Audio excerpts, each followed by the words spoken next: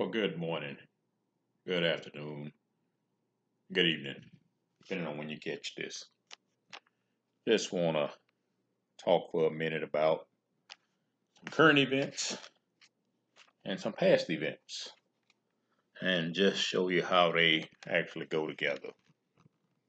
Because there's data out there from an organization, AAIP, AAPI, hate, and they actually documented since all of this virus stuff started that there have been 3,800 anti-Asian racist incidents since March of last year, 2020. And they said that was the actual increase of about 150% between the year 2019 and 2020.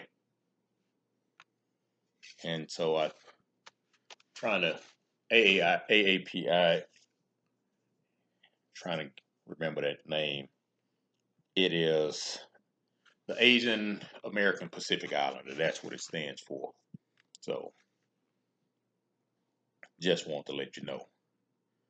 But they mentioned 3,800 Asian incidents, and a few of them were killed, and that's a sad thing. And it's nothing to sneeze at. However, 3,959 blacks were lynched, and we're still told to get over it. So Asians had some incidents with a few deaths, and blacks had a little bit more incidents that caused total death. Yet there is more sympathy for what has happened to the Asians. It's amazing how that works in this country. And just so you know, those numbers of lynchings are greatly and grossly underreported. Black folks have been hated since Europeans came to this country. And, that's a crazy thing because the Europeans that came to this country were actually released from the prisons over there and told not to come back. And then they came over here and treated another group of people who were already here, not the Native Americans that you've been taught about. But they came over here with their criminal mindset, and that's how they built this country, with their criminal mindset, even though this country was functioning perfectly without them. But the hate for blacks have been around long before they came here. Black folks are still mistreated in this country. As a matter of fact, Tesla actually just paid a black man named Owen Diaz $137 million for the way he was treated at work, being called an N-word on a regular basis, and a few other employees actually sued as well, and their judgments were much smaller. So y'all can go ahead and get excited about these calls if you want to, black folks.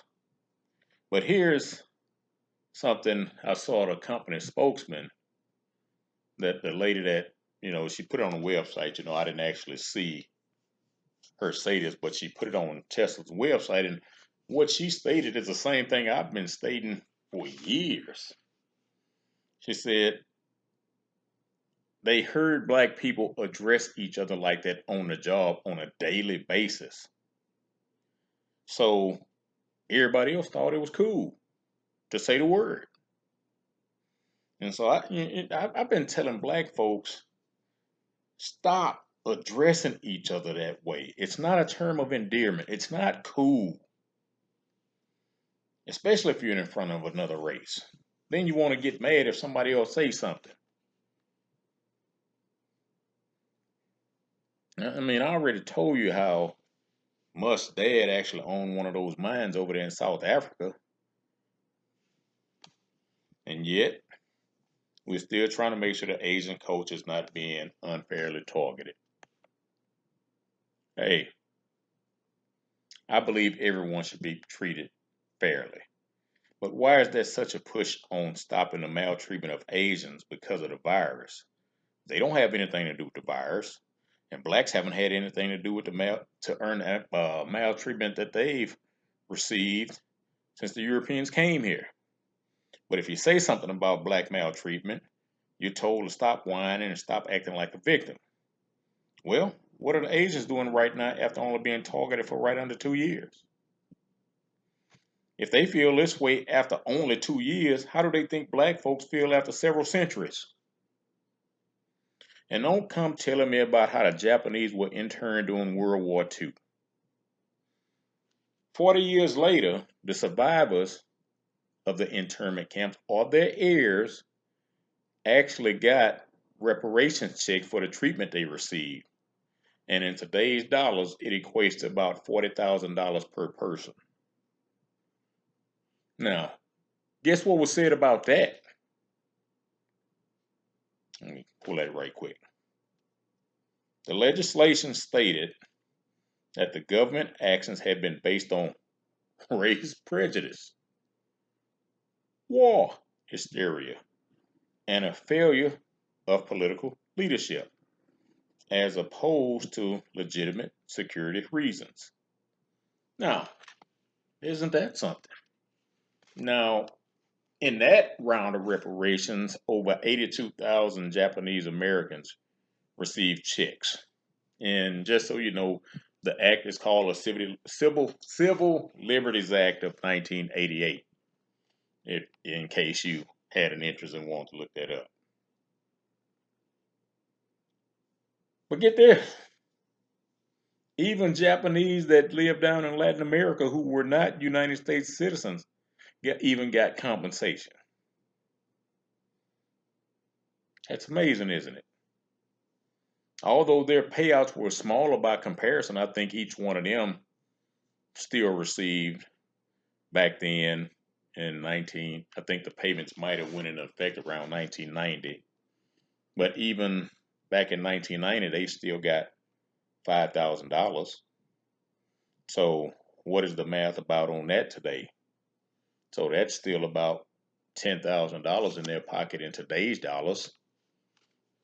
And if you think that's something to sneeze at, what would $10,000 in your pocket do right now? So they were down in Latin America and they still got something. Black America, what you got? Now I'm going to read what the Civil Liberty Act states. Now hold your horses. I don't want you to punch no walls either, because walls cost money to replace. I don't want you to damage anything, because anything that costs you money, anything that you tear up is going to cost you money to replace, okay? So control your anger, control your rage if you're black or you're sympathetic to the plight of blacks and the way they've been treated in this country. Number one, acknowledge the fundamental injustice of the evacuation, relocation, relocation, and internment. Internment. Sounds familiar, huh? Of the United States citizens and permanent resident aliens of Japanese ancestry during World War II. Number two, apologize on behalf of the people of the United States for the evacuation, relocation, and internment of such citizens and permanent resident aliens. Number three, provide for a public education fund to finance efforts to inform the public school about the internment of such individuals so as to prevent the recurrence of any similar event. Number four, make restitution to those individuals of Japanese ancestry who were interned. Number five, make restitution to Aleut or Aleut residents of the Pribilof Islands and the Aleutian Islands west of Unimak Island in settlement of United States obligations in equity and at law for injustices suffered and unreasonable hardship endured while those Aleut residents were under United States control during World War II. B. Personal property taken or destroyed by United States forces during World War II. C. Community property, including community church property. How many black churches were destroyed? Taken or destroyed by the United States forces during World War II. and traditional village lands of Atu Island, not rehabilitated after World War II for loot occupation or other productive use. Now, I'm going to mention to you something about black land in, a little bit later on. 6. Discourage the occurrence of similar injustices and violations of civil liberties in the future. And 7. Last one is 7. Make more credible and sincere any declaration of concern by the United States over violations of human rights committed by other nations. Now, did you hear what I just read? And I normally don't like reading stuff to people. You know, I've been reading the scriptures on some of my stuff from the Apocrypha. But I really don't like reading because I can't stand for people to read to me. I'm gonna be honest with you. But at the time this bill was passed, this act was passed, the majority of Democrats at the time voted for the passage of that bill. Now, black folks, come on, black folks. What is the largest demographic of voters for the Democratic Party? Is it people from the Far East or is it you? And right today, who's the Democratic Party looking after? Everybody but you. Jim Crow Joe just cut HBCU funding from $45 million to $2 million after Trump had actually made it permanent. Black folks hated Trump so much that they even complained when he did that. Now, he did something that no other president before, Democrat or Republican, had done, and black folks had the nerve to complain about him doing it and the way he did it and talk about the provisions in it. But he did something no other president, Democrat or Republican, even black, even white, had done. So your black president in his first budget actually cut the funding to the HBCU.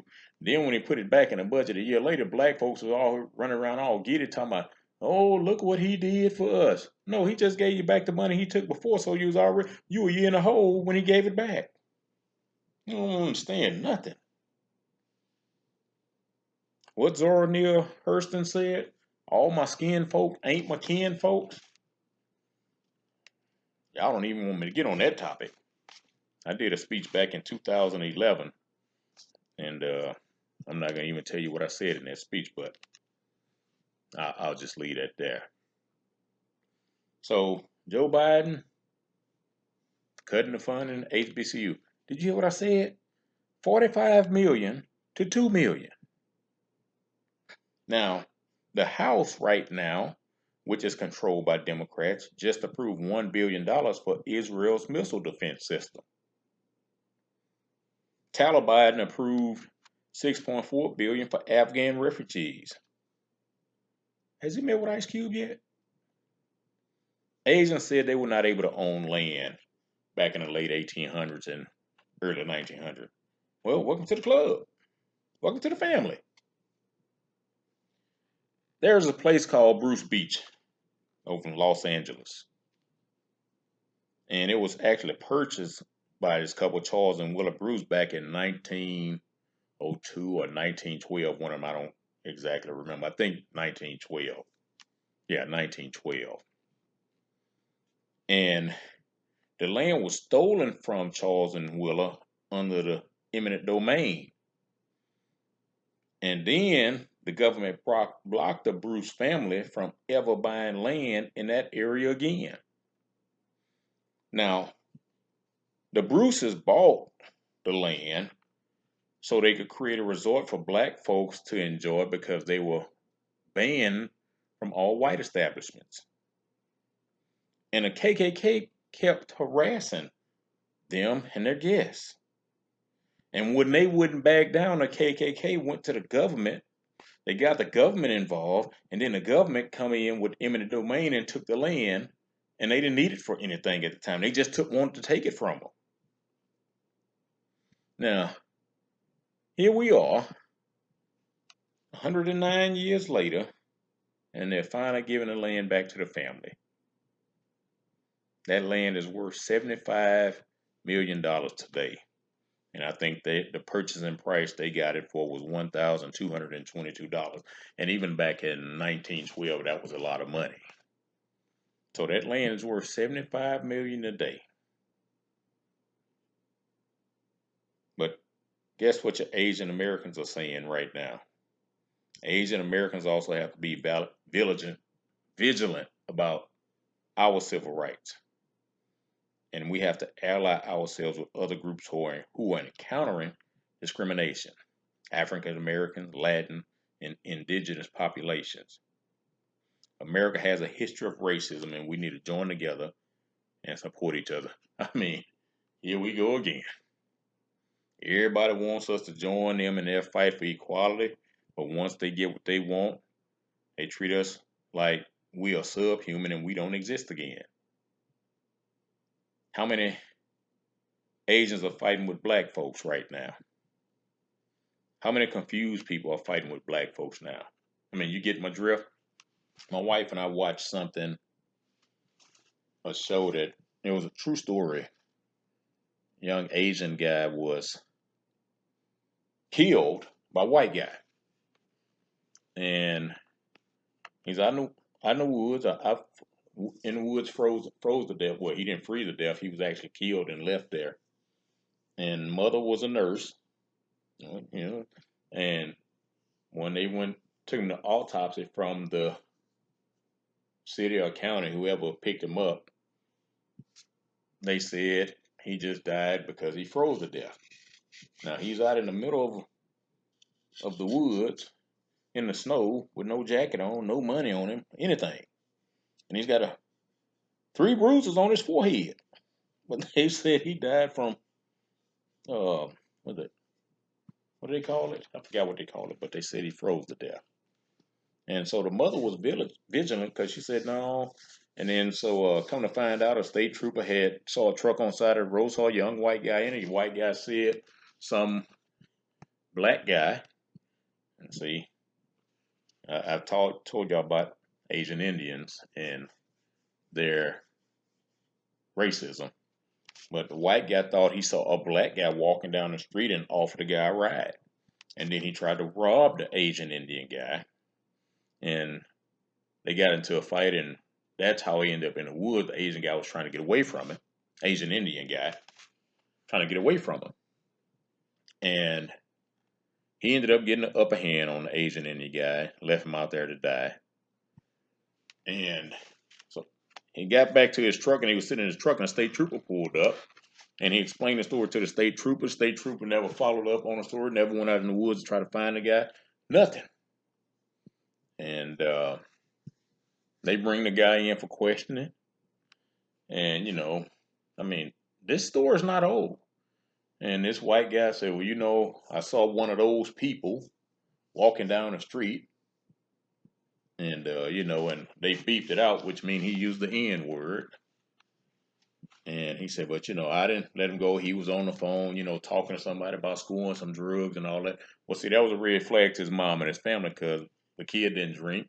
Kid didn't do drugs. They even tried to say in an autopsy that he was drunk. And they went back and talked to a lot of people that were at a party that he had attended, college student, 19 years old. And they said, no, this guy wasn't drinking. This guy, as far as we know, we had never seen that guy take a drink. Well, mom got an independent medical examiner. He came in and his findings were totally opposite. And he said this kid died from blunt force trauma. And the entire police department, entire prosecution, everybody's railroading her. They won't give her any reports. They won't give her any paperwork. Nothing she asked for. She got some other people to get in a fight with her. And even today, the guy is on the street free. They initially convicted him, then the judge threw his case out. So he's walking as a free man. And they said, they're not sure if he's ever going to get retried in this case. And right before the show went off, the mom said, I just can't believe you have people that treat other people bad just because their skin is brown. Well, sister, welcome to Black America.